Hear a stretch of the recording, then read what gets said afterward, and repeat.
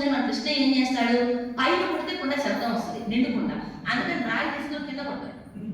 కింద కొడితే శబ్దం రాదు, పగిలిపోయి చక్కగా అవన్నీ అంతా ఆలోచించేసి తన ఒక్కడి తినడు, మళ్ళీ కోతులు పిలుస్తాడు వాటికి పెడతాడు, గోపబాలను పిలుస్తాడు వాటికి పెడతాడు.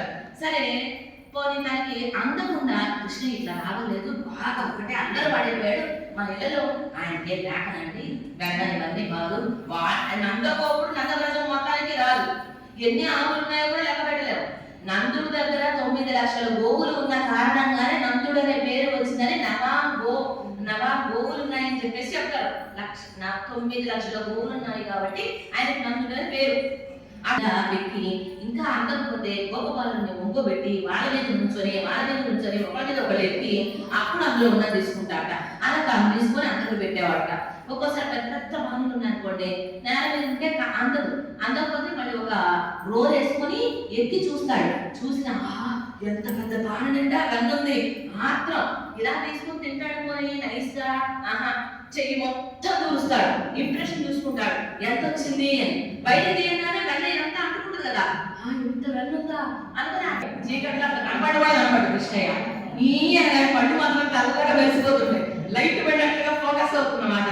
అలాగే నమ్మగానే అక్కడంతా వెలుగుపరుచుకుంటుంది, అప్పుడే ఎక్కడితో ముట్టి తెలిసిపోతుంది.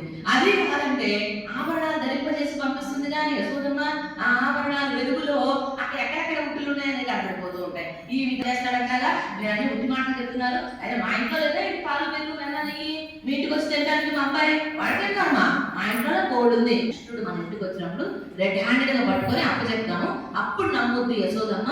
అప్పుడు పట్టుకొని తీసుకొస్తున్నారు. ఈ గోపికమ్మ అలాగే తీసుకొచ్చింది, అది ఆ గోపికమ్మ అలాగే తెచ్చింది, ఆ వెనకాల గోపికమ్మ అలాగే తెచ్చింది. ఎవరికి వాళ్ళకి ఇళ్ళలో కృష్ణుడు అలాగే వెళ్ళిపోయాడు.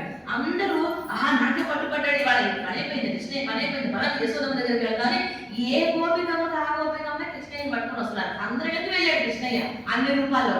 ఎటువంటి వాడు కృష్ణ మాయ కదా, ప్రతి ఒక్క గోపికమ్మ దగ్గరికి పట్టుబడ్డాడు. ఇలా కృష్ణయ్య చేయబట్టుకొని వచ్చింది. యశోదమ్మ దగ్గర కూడా కృష్ణయ్య ఉన్నాడు. వీళ్ళు కింద చూసాడు, యశోదమ్మతో పక్కన వస్తున్నాడు కృష్ణయ్య అని చేతుల్లో చూస్తున్నాడు. ఎవరు కృష్ణయ్య లేడు, మాయమైపోయాడు, గాయం ఇట్స్ గాన్, పోయి కూర్చే అయిపోయింది, వెళ్ళిపోయాడు కృష్ణయ్య. అనిపించలేదు ఒక్క చేతుల్లో లేడు. అయ్యా ఎంత ప్లాంట్ గా పట్టుకున్నాము, వచ్చి ఇక్కడికి యశోదమ్మకి రెడ్ హ్యాండెడ్ గా పట్టించి వాళ్ళ కృష్ణయ్య నట్టుకెట్టు బాగా అయిపోయాడు. బాగా ఈయన కొంటితనం అంతా అడగొక్కాలి, కంట్రోల్లో పెట్టించాలని అనుకున్నాము. ఇదేమిటి మనల్ని పట్టించేసాడు, మనం చెప్పిందంతా